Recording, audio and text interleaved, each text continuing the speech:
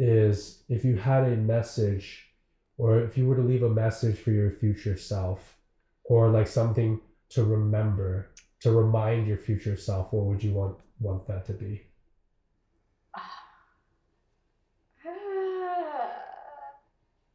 I feel a thing inside, like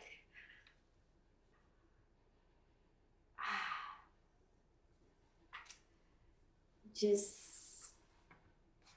don't give up.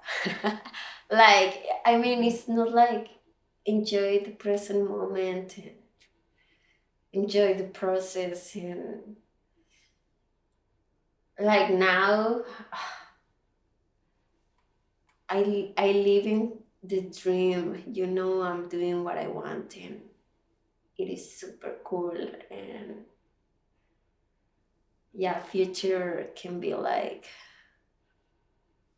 scary, but at the same time it's just like, so just enjoy all phases, even when I have 40 or 50 and I continue still being an artist.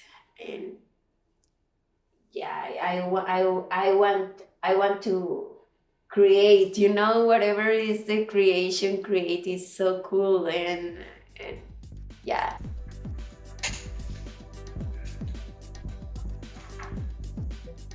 But but yeah, the work I create is, like you said, ephemeral, kind of just lasts in the moment. But what Melissa does is she also improvises, but then once it's done and it lasts, Yeah. So it's really cool to see that. That's so fun. Okay. Sorry, I will be fine. No, it's okay. It's just embarrassing at the beginning. Yeah, so gotta get into it.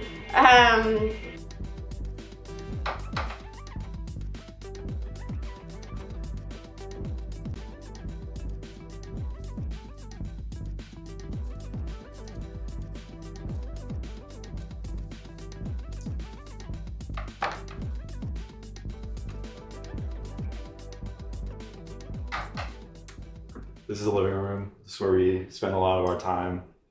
It's kind of split half and half, like that side right there with all the gears where I do a lot of my music practice and learning, like mixing and sound design, things like that. And then Melissa has her side here, where she does a lot of her sewing and cutting. And you want to talk a little bit more about what you do? Yeah, I create my sewing stuff here, most of it. Uh, but yeah, it is basically this space is like for, I guess, us creating things, because Alan is making his music and I'm like sewing most of the time. But we also spend a lot of time here, like eating. We like to eat here in the living. Yeah. Yeah. Yeah. We love this space. We spend a lot of time here. Yeah, we like to inspire each other too. Like I'll play music on my speaker, and then Melissa will, be working on her creative things there, and we share a lot of there's a lot of energy exchange there, I feel. And yeah, so this is like the living area, and then we also have kind of the meditation corner here for both of us. Yeah, we like to spend time there and meditate in the mornings. Melissa also does a lot of yoga in the room with the teacher she works with.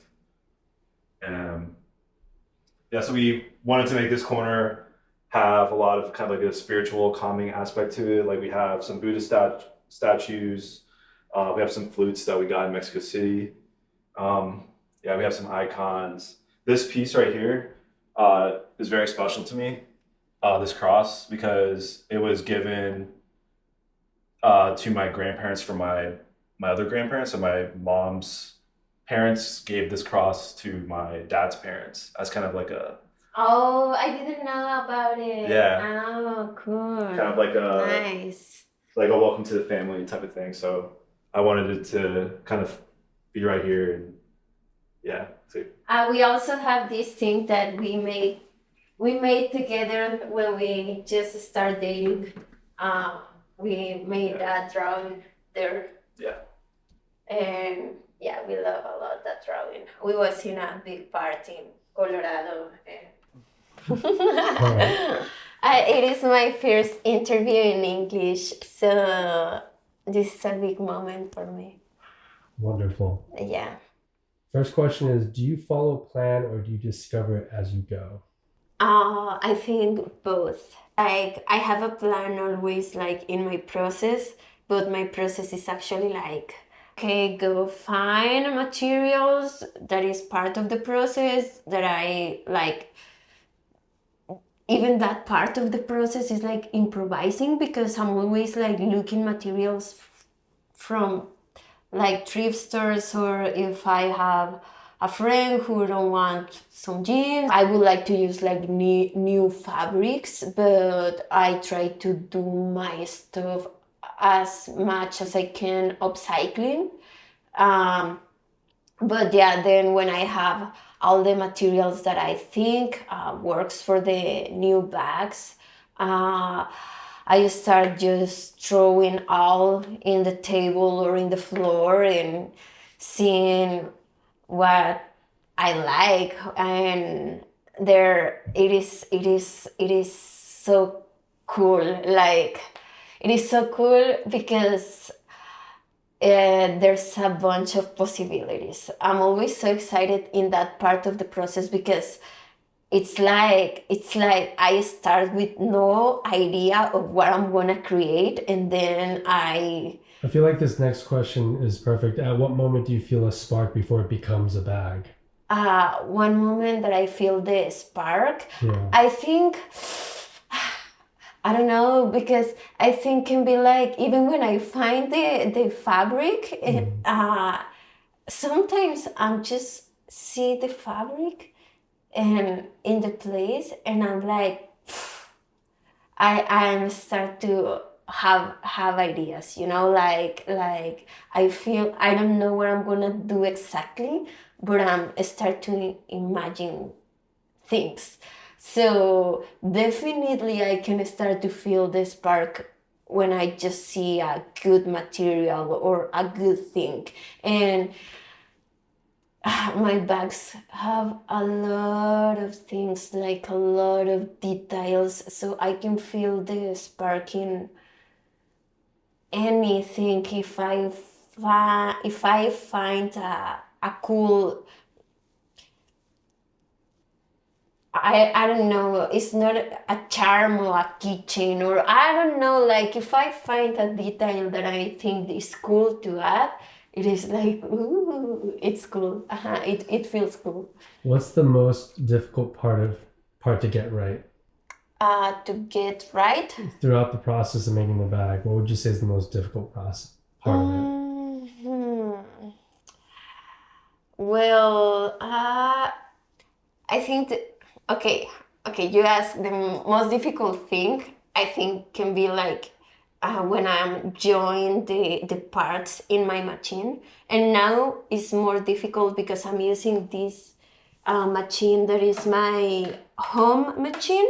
But when I use an industrial machine, it's way better. Like it's not too difficult. But if we talk about difficult now, I think join all the parts. Like close everything and close the inside. That's difficult. But also I think when I'm cutting, sometimes it is super cool, but at the same time I hate it because I just want to start to sewing, and it is a long process. So it's more mentally, like sometimes I'm a little annoyed by I just want to finish and I need to cut a lot of more stuff. But not difficult, annoyed. And the other thing, difficult in the process, like difficult. Yeah, I think so. Mm-hmm. What part do you enjoy the most or hate the most? of the whole thing? Of the whole thing. Yeah. Love and hate, right? Mhm. Love. Or what do you enjoy the most? I think I love everything, but I love when I start to sewing. Like now that I'm start to sewing, and I have everything cutting, and I'm start to doing it, to making it. You know, like I have some bags here. Can I show you? Yeah. Like I was like I could this last week, and I start to have like seeing how it's gonna look and everything. So that's super cool to me, and it's like I'm start to seeing what I was imagining, and I enjoy it. I definitely enjoy it. Also, I when I'm finishing and I'm adding the last details, because I finish the bag and then I add like charms and things and my new pottery charms that I made and everything. It's like I love that the bag is finished, but then I add, it is not finished, then I add the other things, and it's like it's so cool. It is so cool. It makes me feel things in my stomach. It is nice. What do you look for in a crowd when you're deciding what to play? Next. What I look for in a crowd. I would say that I'm looking for people that want to let loose, like let release some sort of energy. So they're there to, to dance and release, and also curiosity, to be open to seeing how the music evolves. Because what I do is kind of different to what a DJ does. Like a DJ will have already created songs and we'll kind of just mix between those songs. But what I'm kind of doing is creating one big song that evolves and changes and morphs over time. And yeah, when I'm looking into the crowd, I will start with some ambient music typically, to get people kind of like into a meditative state and to get them ready for the groove. And then I'll start building the groove in and seeing how they respond. Should I bring up the tempo? Should I slow it down? And from there, it kind of just evolves into a feedback loop between me and the crowd. Okay. Next question. Can you feel when people are about to leave? I think so. Yeah. I don't try to pay attention to that as best I can. Like I try to just focus on like making the music and on like seeing what's happening. But if people are leaving, I'll try to be aware of it and seeing what's happening. But I typically don't. At least recently, I haven't been like looking for that or noticing that. Okay. Have you ever had to win a crowd back? And if so, how did you do so?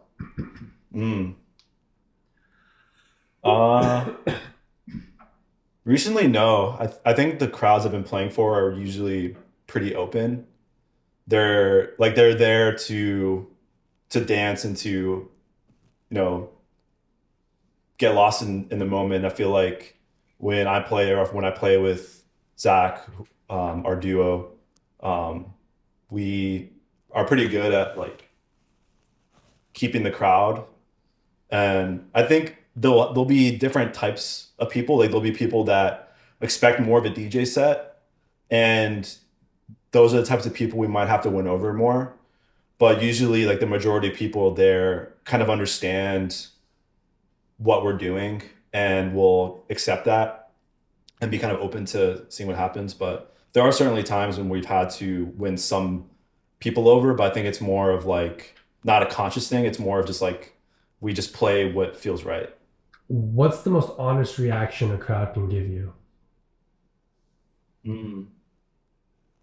What's the most honest? You said the most honest reaction? Yeah.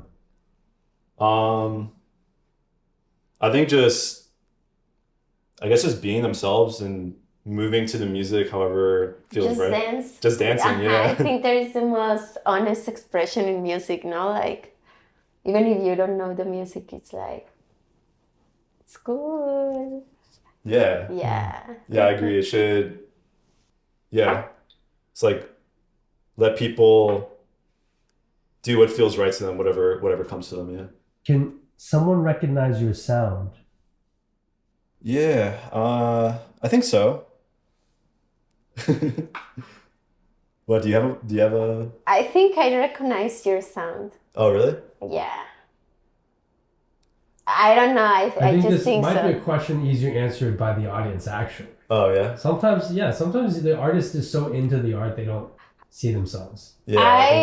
I mean, I don't know, but I think that I know what you create. I know your style, and I know when it is your music. Oh, really? That's cool. Is there a specific thing you could like It is the describe? style. Is it like in the transitions that he does, the sounds that he uses, the layers, or He have certain style. Even if you make like trance music or techno music or more experimental, I think I'm being listening that I can be familiar with the sound. Even Yeah. when you play with Zach, I can see when you start to play. Mm. Like I can see when you enter in the sound. It's pretty cool.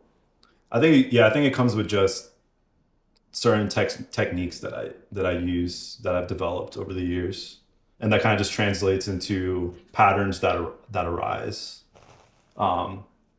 Yeah, that's cool. That's cool to hear though that you can recognize it, because like Peter, like what you said, I'm so into it and enveloped by it that I don't see it from the outside as much. are you expressing something personal or creating a shared experience? When I'm performing live, Yeah. yeah, it's when I perform live, it's very personal. I'm revealing something within me that needs to come out. It's an emotion or it's a feeling, a memory. It could be that has decided to transmute from that abstract thing into a concrete thing into music. So I feel like I'm trying to channel that and also even channel what's coming from the audience as well, and also everything around me, the whole energy field from the people and then the environment. It's all something I'm trying to channel within myself, and also channel the memories and the feelings and the emotions within me to create the music. So it's a kind of a combination of all that. Has your sound changed as you've changed as a person? Oh yeah, definitely. Yeah. I think also with you as well, like finding, I think you like, as you've evolved, you discover new things about, like you find new pieces that you can use, or like same with learning how to make ceramics, that has kind of taken your pieces to the next level. Yeah, I definitely think that it depends of the moment. Like, where are you living in the present? Like, what are your cravings? Like, yeah, it's whatever you feel in the moment. Like, yeah, like now for me, like I'm so inspired by this medieval aesthetic and things like that, and I'm trying to put some of that aesthetic in my bags because I do like that in this moment in my life. But like 3 years ago, I was doing another different type of bags because my style was different in that moment. But at the end, essence still, I think. The core. Yeah. Like yeah. You should show. Like my sorry. I was gonna say you should show how your logo has evolved. Your old logo, and then you just created your new logo. Oh yeah. Yeah, I'm being like changing my logo, but just for fun also, you know, like because I don't consider like it's not a brand project. It is a fashion project. Sorry, it is an art project. So yeah, right now my logo is pretty gaudy. Like I want that iconic people using it, like because those are amazing. Like excited me see that people like it and see my vision and understand and feel the same like me, you know. Do you ever make compromises on your bags? What do you mean? Like, do you have to like, well, for the sake of the product or the customer, you sort of make a decision that it goes against your creative choice? Before, because I've been doing this for 14 years. So at the beginning, when I started to make bags, I was in high school, and it was like this thing that I make one, and then I make for my friends. I made for my friends, and then I go to university, and I start to like build like a style, and I like I was winning money, and then it started to be a job, and the time passed, and my job was make my bags, but they asked me a lot of things, and in some point in a lot of cases I didn't like the petitions, but I was needing money. So What about now? now it's so different, because in the past I was doing that in Mexico because that was my job, and I was needing survive. You needed to. I need to survive, but now it's so different. Now I'm living the dream, honestly. Like I don't do commissions. Like I guess like in the future, if some cool person asks me to do a cool thing that got my vision, I can work on that. But now I'm just doing whatever I want, and it's so cool. Do you feel exposed or protected by the music when you're playing? I think it's a combination of both, because like I said earlier, the music is kind of exposing how I'm feeling or my emotions, but also I feel protected because it's like, yeah, it's how I'm truly feeling, and there's some power in that. I think it's more exposed, but not in a bad way.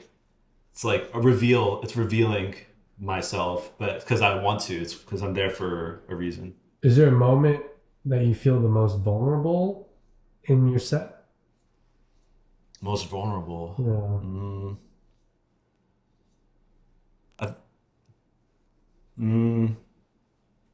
Could be when I'm really, really feeling it, and I put a lot of energy into the music. Yeah. Then I feel it. I feel that the most, but it's pretty spread out.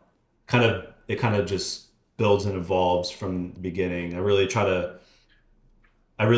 to get into a meditative state before I begin playing, so I can fully express myself. Have you ever cried in the middle of a set?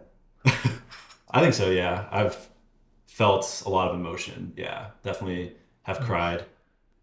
It could be any of those. It could be just feeling, yeah, cathartic, just a release, something that needed to come out.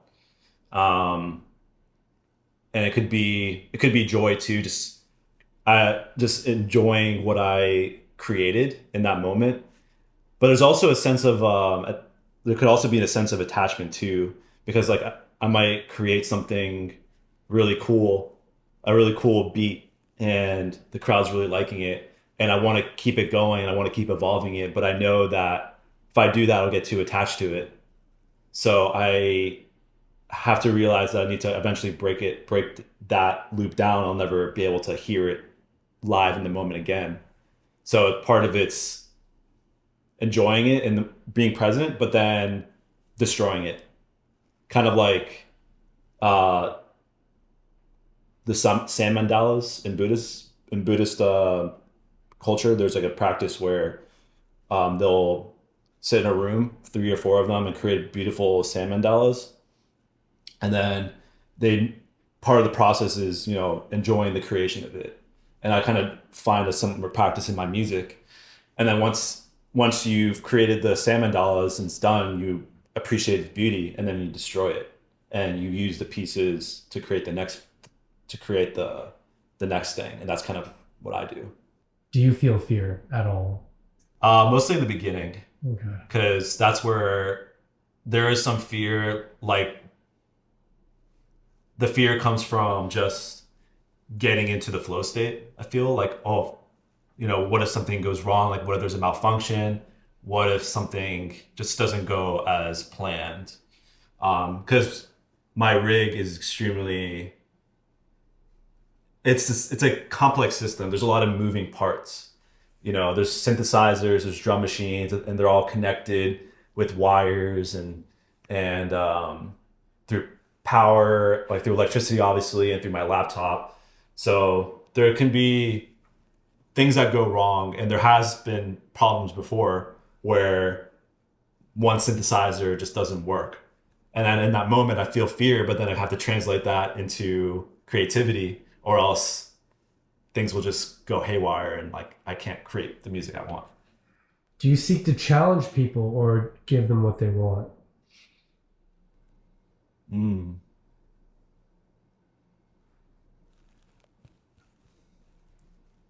Again, could be a combination of both. I mean, when I'm performing, I want to give people what they want. They're there and they want to dance and have some sort of release. So a lot of it is giving them what they want, but also there is a sense of challenging them too, because it's so different than what they're used to. I mean, it's not very often that they're seeing music created live in front of them like that, like completely improvised, especially now with DJ culture.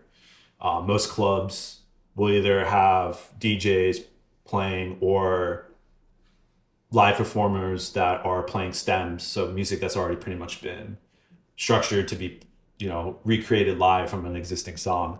But playing something like this technique is pretty different, so it is a bit of a challenge. So it is balancing that, like giving them what they want, but also, this is something that it is a challenge to create music like this. So it's a good balance of both. When does the set end for you?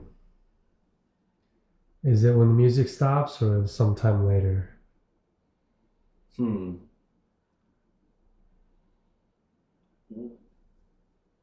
If it's a bad question, it's okay. You don't have to force it. That's making me think. I mean, obviously, when it's time for me to stop the music has to stop. But after I finish, I still feel like this sense of like a high feeling of the energy I got from playing. So it is a kind of a continuation after the set. But yeah, once the set is done, then it's ephemeral. It's over. Is there a difference between what you play and what you listen to? What I play and what I listen to. Mm-hmm. I certainly try to play certain genres, because if I'm playing, for example, at a festival, like a psytrance festival, they expect psytrance. And there's also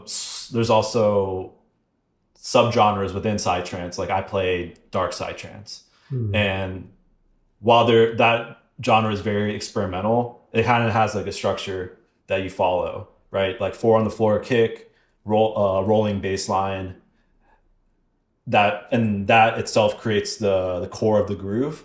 But then on top of that, you can be super experimental. You can you can have different layers and you can really morph the sound how you want. So that's what I really love about it. But having the kick and the drums and the bass as the foundation to build upon, that's really expected by the crowd. Same with techno. Techno is like they expect, they don't expect to hear trance at a techno show. There are similarities between the two, and I think there is space to combine the two. Like I'll play dark side, but I'll also throw in some techno elements in there that I don't think people that typically listen to dark side will hear, because I like kind of throwing in that experimentations. So it's Melissa, how do you price something that you make?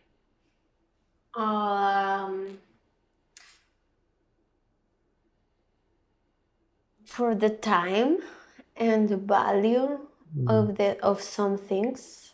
Yeah, but how do you make up that value? Like it's creative and it's like so personal.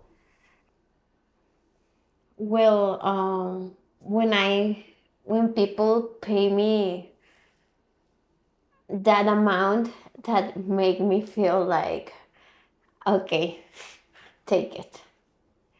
Okay. And I feel good about it. I think it's a right price, because if it is too low, I feel like I think. Bye. What part of your bags screams you, whether you intend it to or not? I think everything. I think all my art, not just my bags, even my drawings. I think I have a style. I don't know. Well, my friends tell me that, like, and I can see it, I guess. Like, I don't know. your style, you said? Yeah, what screams her? Like whether she like tries to or not.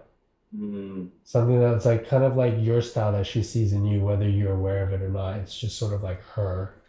Like if she were to do it in any other sort of form of expression, you'd be like, oh, that's Melissa.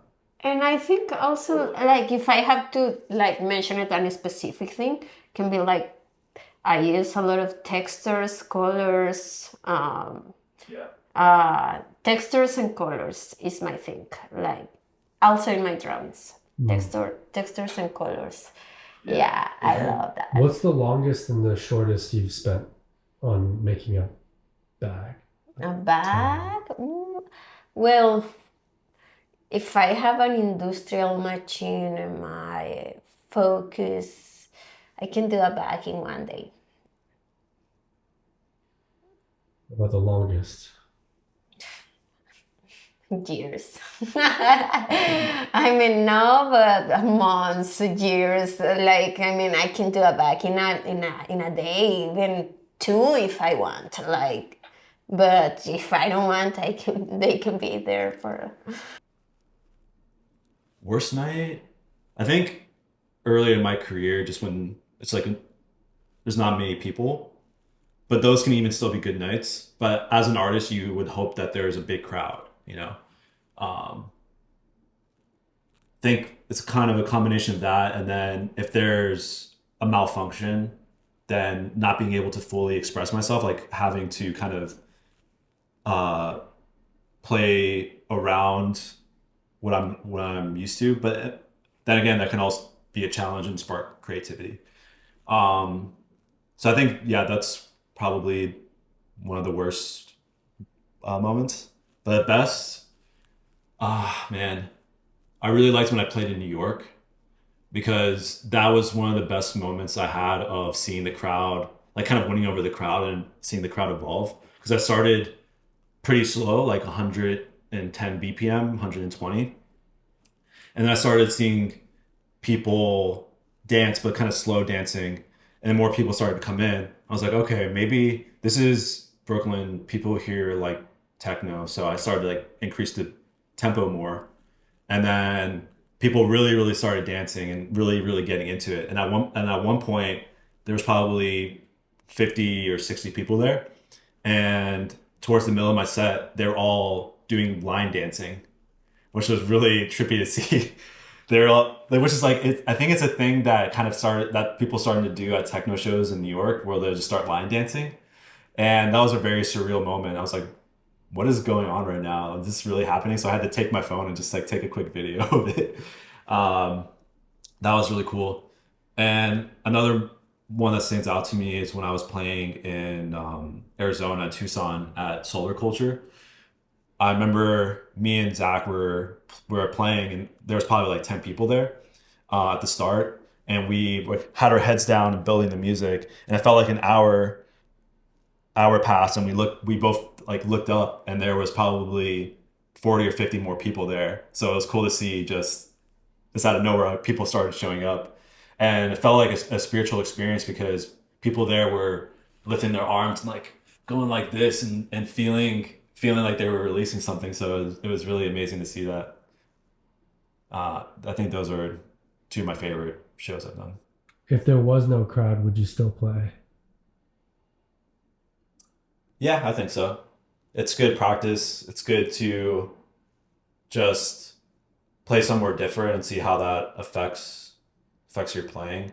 And a lot of the time, I'll record the audio directly from the software I use. No, So I guess more specifically to clarify, like if you never played live or like you never had like an audience to play for, and you were just like playing at home or whatever, would you still be playing? Is there something about like being that live DJ, but not for an audience, that you would still want to do? no, I wouldn't. The whole point of me playing is for the live aspect of it, the performance. Early in my career, I started making electronic music, and it was bedroom music, like making music in my bedroom and releasing it online. And I didn't get the same satisfaction from that. I always loved performing. That's really the core of my artistry, is performing the music live. That's what I always looked forward to the most. And to answer your question, no, I wouldn't do it. The live performance aspect of it is too important for me. It's like probably the most important part. So yeah, I wouldn't do it. Have you ever thought about quitting, Oh, yes. and what stopped you? I don't know. I like to do my thing. I think is this cliche thing about being an artist, that it is so difficult for so many things, and yeah, like get a real job and do all those things that society tells you to do. So yeah, I mean, it's not like I even have those thoughts that week, like, but I still want to doing it in this present, and I've been doing this for so long that I'm also think that I have a really big attachment, and it is really difficult to say bye. So it is tough.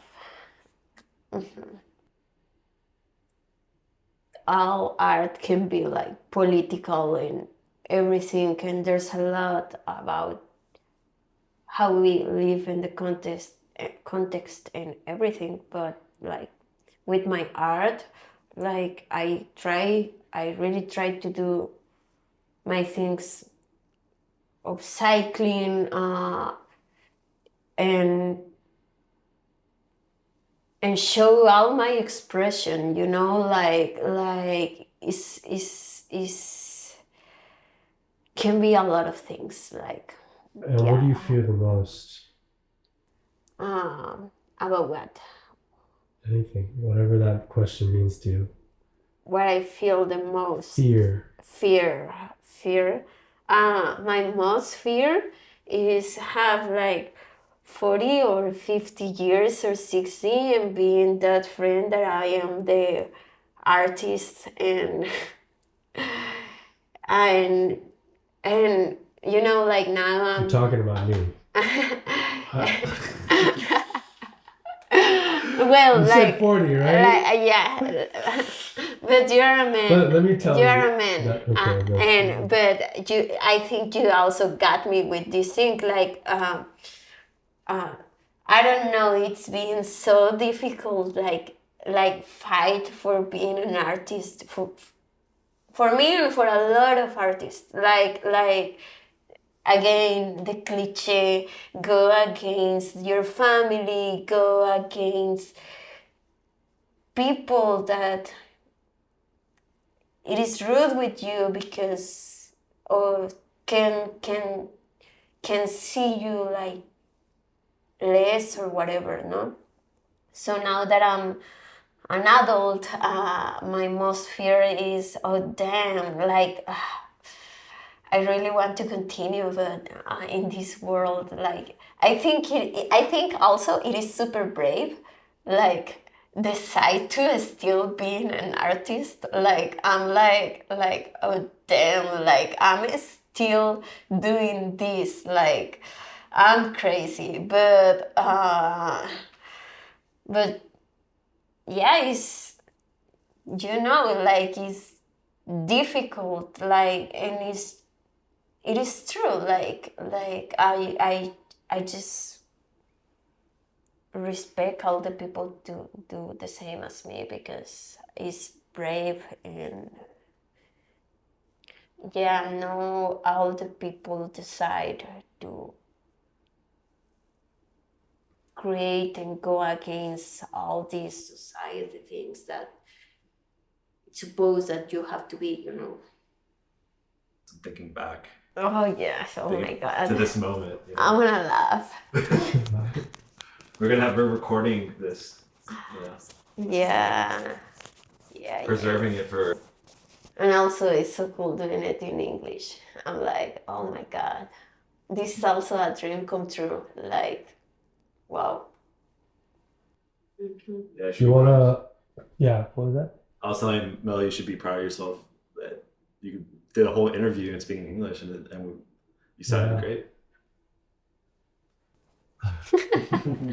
one line, one sentence. What is it? One sentence. Yeah, to yourself. To myself. Oh my god. I don't know. I love me. I love me. Keep going. Woo. That's tough. Yeah. Okay, Alan, it's your turn. Do I look in the camera? My future self. Think, 20 or 30 years, me in the future, just remember why you started and what was the motivation for that. Why did you do it? What was your intention? And when things get tough, just remember the why, and always remember the why. That's it. That's a wrap. That's a deep question. Yeah. That's how I do it. Bags. Okay, this is one of my last creations. Mm-hmm. I think that this bag is, I don't know, like a strawberry slide of strawberry cake or something like that. But I mean, it's just, I feel it like that. It have different materials, like those are jeans. I found this fabric in Mexico. I used to use this fabric when I was living in Mexico like 5 years ago.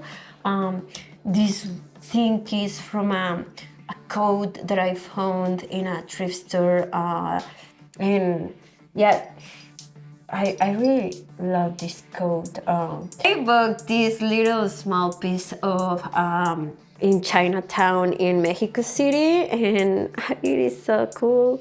And all these like straps, or I don't know, are special to me because like some of the rocks and shelves I got it in the south of Mexico in Puerto Escondido in the beach.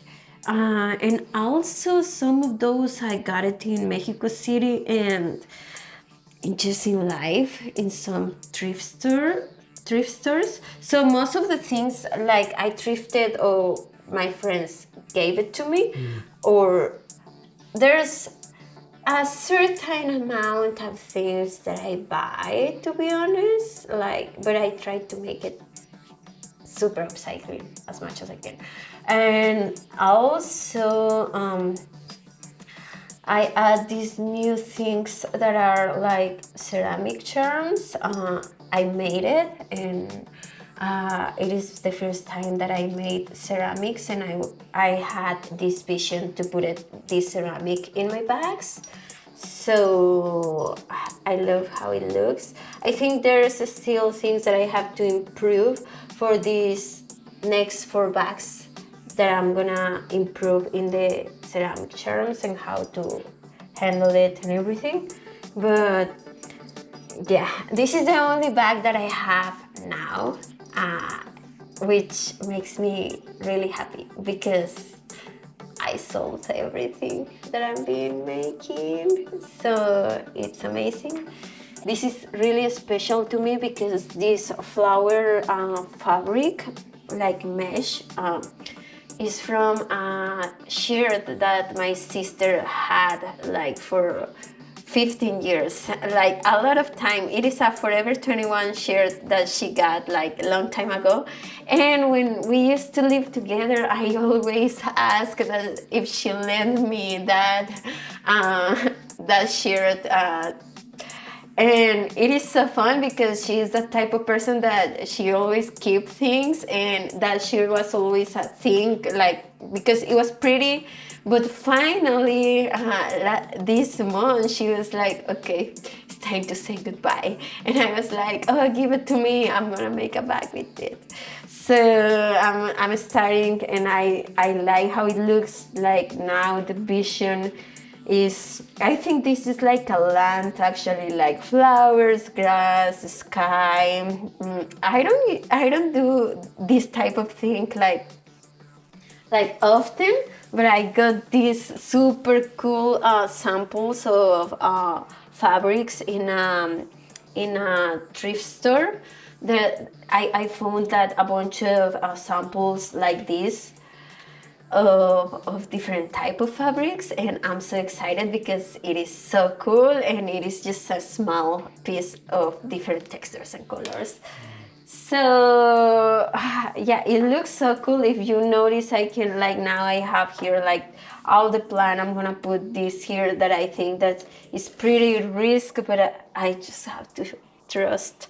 I don't have to trust. I just have to trust, and I have this for the other part, and think about the straps. So luce prometedor. It looks like it's gonna be good. And the 4 bags are different. Like, this is just like more monochromatic, but I think also like now I'm working here and keep that like medieval style and everything with these like